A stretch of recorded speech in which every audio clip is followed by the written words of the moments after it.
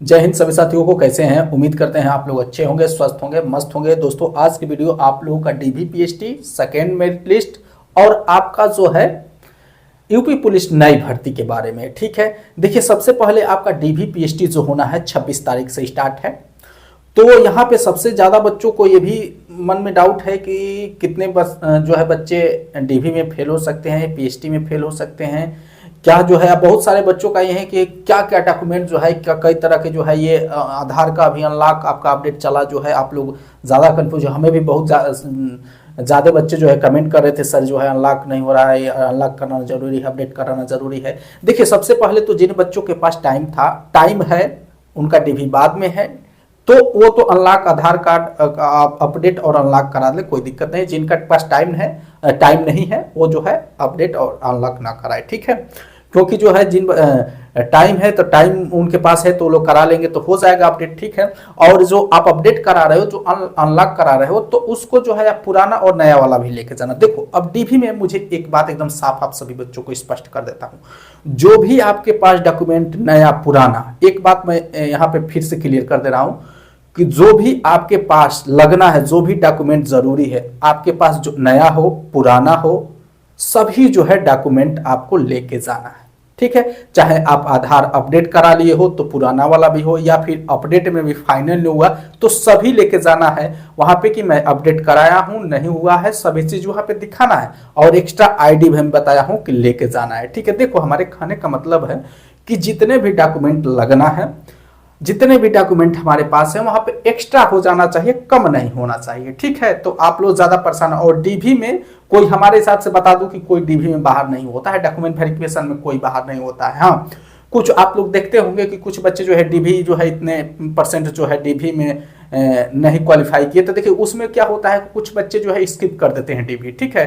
किसी का कुछ में सिलेक्शन हो गया, किसी का कुछ में सिलेक्शन हो गया, तो मान लो 2-3 जो है भर्ती में वो सिलेक्ट हो गया तो डीवी स्किप कर देता है। जैसे मैं 41,520 में था और 49,568 में था, तो उसका भी आया था डीवी के लिए, तो मैं डीवी स्किप कर दिया, डीवी में गया ही नहीं, ठीक है, क्योंकि सेम जो है भर्ती थी तो इस वजह से गया नहीं। तो इस तरह से जो है बहुत सारे बच्चे स्किप कर देते हैं। इस तरह से सबसे ज्यादा तो है डीवी में स्किप करने के कारण ही जो है वहां पे संख्या कम हो जाती है। बाकी डीवी में जो है फेल जो है, मान के चलो हमारे तरफ से 9 के बराबर है, 1-2% हो जाए फेल हुए, डीवी में कोई फेल नहीं होता है, ठीक है। तो आप लोग को ज्यादा डरना नहीं।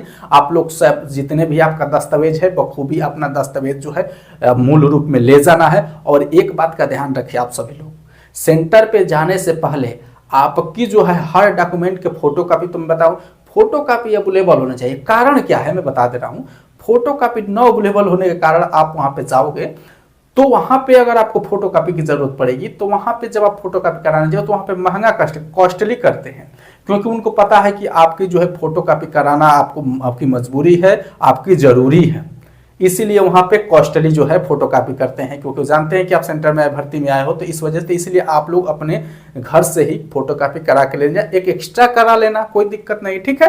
ये मत देखना कि 2 लगेगा कि 3 लगेगा, सर एक एक्स्ट्रा कर लेना, 3-3 करा लेना हर डॉक्यूमेंट का, कोई दिक्कत नहीं है। हमारे पास एक्स्ट्रा रहना चाहिए, बस हमारे कहने का मतलब है। चाहे आपका मूल रूप में डॉक्यूमेंट हो या फिर आपका जिरक्स डॉक्यूमेंट हो, आपके पास एक्स्ट्रा हर चीज रहनी चाहिए, ठीक है। इसमें किसी भी तरह का कंफ्यूजन, किसी भी तरह का शंका, लघु शंका, दीर्घ शंका नहीं होनी चाहिए, ठीक है। अब देखो दोस्तों, यहाँ पे पीएचडी में फेल कहाँ पे बच्चे होते हैं आप लोग बता दूं। यहाँ पे आप देखो, यहाँ पे डिजिटल मशीन आई है, तो डिजिटल मशीन से आपको डरने की जरूरत नहीं है, ठीक है, कि डिजिटल आई है कैसे नापी हो कैसे नहीं। यहाँ पे आपका जो जितना भी एग्जैक्ट रहेगा हाइट, उतनी यहाँ पे हाइट उसमें दिखा रही है, ठीक है। तो आपको यहाँ डरने की जरूरत नहीं, ये बहुत सही है। यहाँ पे हम लोग देखें, हमारे यहाँ पे डिजिटल मशीन है तो जो जितने हैं उतना ही दिखा रही है, ठीक है। अब यहाँ पे देखिए पीएचडी में एक ही जगह जो है ज्यादातर बच्चे फेल होते हैं आपकी हाइट में इसलिए फेल होते हैं, कुछ बच्चे ऐसे होते हैं जिनकी बिल्कुल हाइट नहीं रहती है, बिल्कुल हाइट नहीं रहती है, लेकिन वो पढ़ने में अच्छे होते हैं, एग्जाम देते हैं, एग्जाम निकल जाता है, एग्जाम में अच्छा नंबर भी आता है। तो भाई जो हाइट में जाएंगे पीएचडी में तो हाइट में जाहिर सी बात है बाहर होना है, बिल्कुल हाइट नहीं रहती। बहुत सारे वैसे बच्चे हम लोग की वैकेंसी में, हम लोग के साथ के हम दोस्त मित्र बहुत ऐसे थे, एग्जाम क्वालिफाई किए लेकिन हाइट नहीं थी, ठीक है। तो इस तरह से बहुत सारे बच्चे हैं वो बाहर होते हैं, लेकिन जिनकी हाइट है आपका एकदम एग्जैक्ट 168 है तो आपको डरने की जरूरत नहीं, आप नहीं बाहर होगे। देखिए सबसे ज्यादा डरने वाले बच्चे 168 से जो है तो उनका जो है एकदम बिल्कुल जो है एग्जैक्ट 168 है, तो वो डरते हैं कि नहीं हमारा जो 168 ही है, हमारा जो है बाहर हो सकते हैं। तो आपको डरने की जो आपकी हाइट जो है एग्जैक्ट 168 सेंटीमीटर है तो आप जो है डेफिनेटली पास होंगे, इसमें आपको घबराने की जरूरत नहीं। ठीक है, तो आप लोग बिल्कुल धैर्य के साथ डीवी पीएचडी दीजिए, कोई फेल नहीं होगा आप लोग। हाँ, फेल यहाँ पे देखिए कहाँ होंगे, आपका जो ये पीटी होगा, पीटी हो गया यानी आपका जो रनिंग होगा, दौड़ होगा, सो यहाँ पे बच्चे फेल होते हैं। ठीक है, आपका रनिंग में ही बच्चे फेल होंगे, यहाँ पे डीवी पीएचडी में कोई फेल नहीं होगा। ठीक है, रनिंग में जो जिसको फेल होगा रनिंग में फेल होगा। ठीक है, तो यहाँ पे आप लोगों को घबराने की जरूरत। इस बार रनिंग का इतना टाइम मिल गया है कि यहाँ पे बहुत जो है अगर पहले के हिसाब से देखा जाए तो यहाँ पे बहुत कम बच्चे फेल होंगे। ठीक है, पास्ट के अगर भर्तियों से कंपेयर करेंगे तो बहुत जो है उनसे कंपेयर करेंगे परसेंटेज में तो बिल्कुल 9 के बराबर निकलेगा। ठीक है, यहाँ पे अब देखो, यहाँ पे अब बात आ जाती है, देखो ये जो है आपका सेकंड मेरिट, ये जो मैं दूसरा पॉइंट लिखा हूँ, यहाँ पे ध्यान दो। देखो यहाँ पे सेकंड मेरिट 2 टाइप की होती है, एक ही टाइप जो है मैं भी बताया हूँ और भी जितने भी चैनल वाले हैं सभी एक ही टाइप बताए हैं। तो यहाँ पे मैं दो टाइप बनाया हूँ। पहले नंबर तक आपका जो है देखिए 1,74,000 जो है लगभग जो है इतने बच्चे आपके डीवी पीएचडी में है।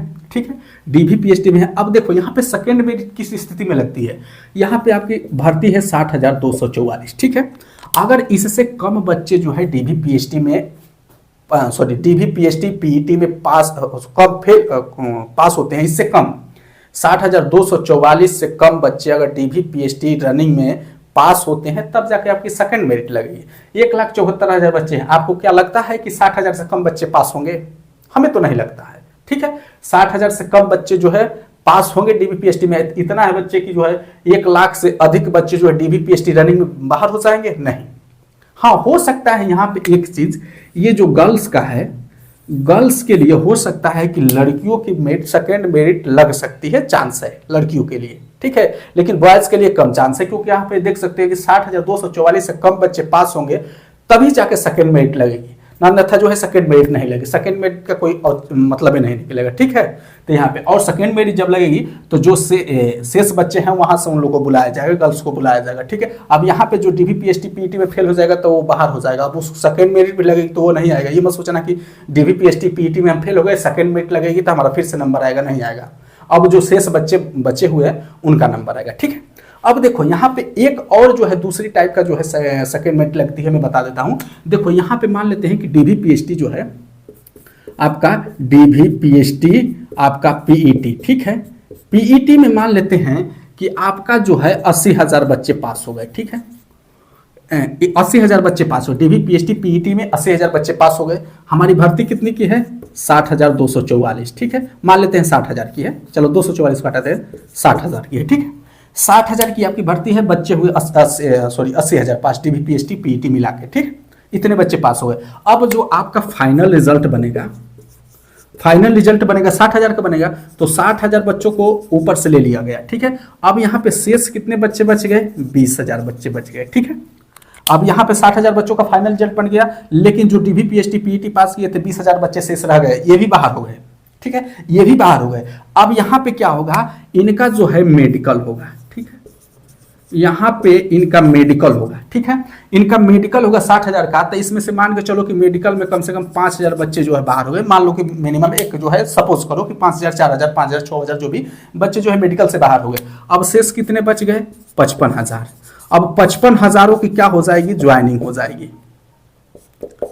55,000 की ज्वाइनिंग हो जाएगी, लोग ट्रेनिंग पे चलेंगे। लेकिन भर्ती कितनी की थी? 60,000। ज्वाइनिंग कितनी की हुई? 55,000। तो यहाँ पे फिर से सेकेंड में यानी आपका 5,000 सीट तो रिक्त रह गया ना, आपका 5,000 सीट जो है आपका रिक्त रह गया। तो यहाँ पे सेकेंड मेरिट फिर से गवर्नमेंट के ऊपर है, निर्भर करता है, भर्ती बोर्ड के ऊपर निर्भर करता है। वो चाहे तो फिर 5,000 बच्चों को बुला सकती है। ठीक है, हालांकि ऐसा नहीं हुआ है, लेकिन वो जो है अब उनके ऊपर है किस तरह से इसका जो है एक अलग से नियम आया। तो 5,000 बच्चे यहाँ पे जो सीटें रिक्त रह गई हैं मेडिकल के दौरान, मेडिकल में इतने बच्चे अनफिट हो गए तो 55,000 शेष रह गए, जो जिनकी ज्वाइनिंग हो गई, तो 5,000 बच्चे जो रह गए आपका। ठीक है, तो आपका जो है 5000 बच्चों के लिए फिर से मेरिट, सेकेंड मेरिट लग सकती है। अब यहाँ पे जो सेकेंड मेरिट लगेगी, अब इन बच्चों के लिए नहीं लगेगी जो इधर रह गए हैं बच्चे, उनके लिए नहीं। ये जो डीवी पीएचडी के बाद जो एक्स्ट्रा बच्चे हुए हैं बच्चे 20,000, यहाँ से इनको जो है 5,000 के लिए बुला लिया जाएगा। ठीक है, इनमें से जो सबसे हाईएस्ट मेरिट होंगे 5,000 बच्चों को यहाँ पे बुला लिया जाएगा। ये कंडीशन यहाँ पे बन सकता है। एक तो आपका डीवी पीएचडी के लिए जो सेकेंड मेरिट लगती है वो, एक यहाँ पे जो डीवी पीएचडी पास हुए हैं तो पास होने के बाद जो शेष बच्चे हुए हैं तो इनकी जो है इस तरह से जो रिक्त पद रह जाएगा उनके लिए बुलाया गया था।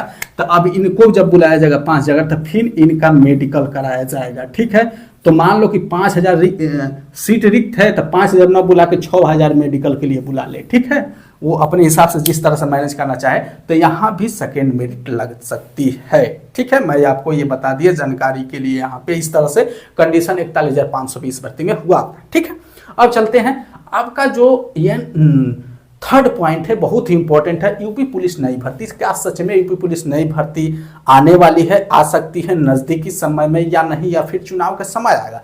एक बात देखो मैं बता दूं, यहाँ पे जो बात है सच सच बता दो। देखिए, ये जो आपका 60,244 भर्ती जो आपने मुख्यमंत्री जी का आपने जो है स्टेटमेंट, आपने वो स्टेटमेंट सुना होगा कि 60,244 भर्ती का जैसे ज्वाइनिंग होगा वैसे फिर से यूपी पुलिस में कांस्टेबल की 40,000 नई भर्ती का विज्ञापन जारी होगा। आप लोगों ने इसको सुना था, उनका स्टेटमेंट है। ठीक है, अब देखो ये उनका स्टेटमेंट है तो उनका स्टेटमेंट हमको मानना पड़ेगा, हम सभी को मानना पड़ेगा। और देखो, इसको सत्यापित करने के लिए एक प्रमाण है मेरे पास। ठीक है, यहाँ पे 41,520 की भर्ती अब ही चल ही रही थी, इसकी प्रक्रिया तब तक 49,568 की भर्ती आ गई। बहुत सारे बच्चों का कहना है कि 60,244 आ गई है तो अब 40,000 भर्ती 2027 में आएगी। लेकिन यहाँ पे इन मुख्यमंत्री जी ने कहा है कि 60,244 का जैसे ज्वाइनिंग हो 40,000 नई कांस्टेबलों की भर्ती का विज्ञापन जारी होगा। तो इसका प्रमाण देने के लिए मैं 41,520 की भर्ती तो चल ही रही थी, तो 49,000 की क्या जरूरत थी? इसको हो जाने देते अच्छे से, इनकी ज्वाइनिंग हो जाती, इनकी ट्रेनिंग हो जाती, तब जाके 49,568 की भर्ती निकालते। क्या जल्दीबाजी थी? लेकिन उन्होंने दिया 41,520 के बाद 49,568 तुरंत दिया। ये प्रमाण है। ये जो स्टेटमेंट को जो आप गलत साबित कर रहे हैं, चाहे जो नहीं मान रहे, उसका ये प्रमाण मैं दे रहा हूं। हालांकि ये कोई मान लेते हैं कि नहीं आएगी, लेकिन ये प्रमाण आपके सामने है, तो इस प्रमाण को, इस तत्व को देखते हुए आपको मानना पड़ेगा कि भर्ती आएगी। और एक बात मैं बता दूं, 40,000 ठीक है, इस चीज के अनुसार तो आ रही है, लेकिन आपको बता दूं यूपी होमगार्ड, ठीक है, यूपी होमगार्ड और या फिर आपका जेल वार्डर, ठीक है, जेल वार्डर,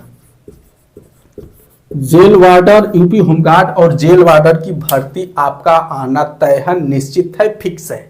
तो आपको जो है ये नहीं कि भर्ती आएगी तभी तैयारी करेंगे, आप अभी से तैयारी करो, तभी जाके जो है एग्जाम निकलेगा, एक अच्छा स्कोर आप ला सकोगे। ठीक है, यही बताने का। तो ये आपको देख के चलना है, इसको लेके चलना है, न कि किसी बातों के आना है, गुमराह होना है। ठीक है, तो ये है दोस्तों, जो है आप इसको देख लीजिए। इसको आप सही मानते हैं तो इसको सही मान के आप जो है अगली भर्ती का इंतजार करो और उसी तैयारी करें साथ साथ पूरी मजबूती के साथ, ताकि वहां आपको निराशा न देखना पड़े। ठीक है।